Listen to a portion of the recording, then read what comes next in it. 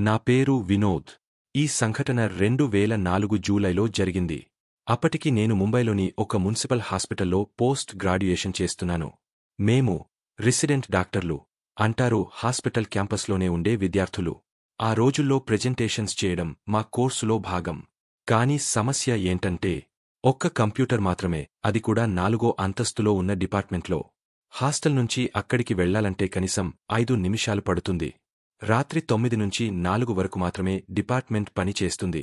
ఆ తర్వాత కీ కావాలంటే గ్రౌండ్ ఫ్లోర్ సెక్యూరిటీ గార్డుల దగ్గర తీసుకోవాలి. ఎక్కువగా నేను వర్షం, చీకటి, ఒంటరితనం చూసుకుని కూడా దగ్గర ఉన్న మోర్గ్ పక్కనుండే ఎంట్రెన్స్ తీసుకునేవాడిని. ఒకరోజు జూలైలోని ఒక రాత్రి, సరిగ్గా తేదీ గుర్తులేదు.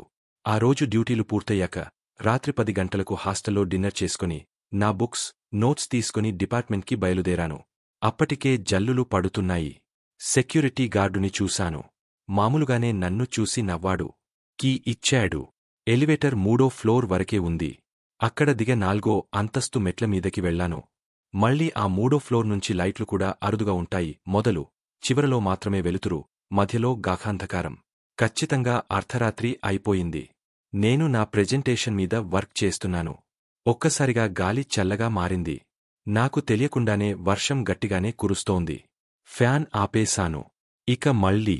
అయితే ఒక్కసారిగా నాకేలా అనిపించిందంటే ఎవరో నా పక్కన నిలబడి చూస్తున్నట్టు.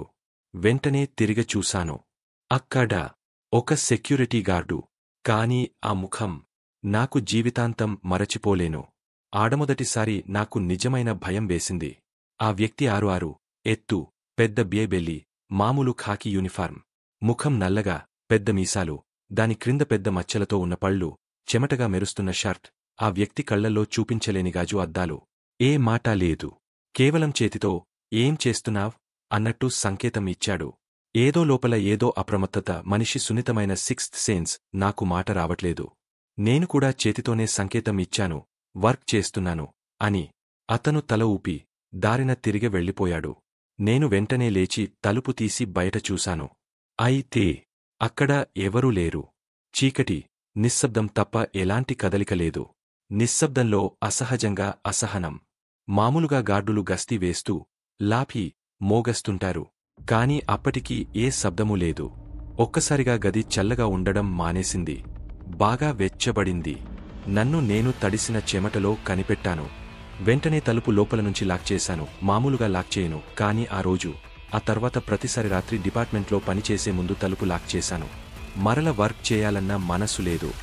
గుడ్ లక్గా అక్కడ రిసెప్షనిస్ట్ హనుమాన్ చాలీసా లాంటి భక్తిగీతాలు కంప్యూటర్లో స్టోర్ చేసుంది. నేను ఆడియో ఆన్ చేసి గాత్రాన్ని వినుతూ గడియారం మోగే వరకు ఆ కుర్చీలోనే గడిపాను.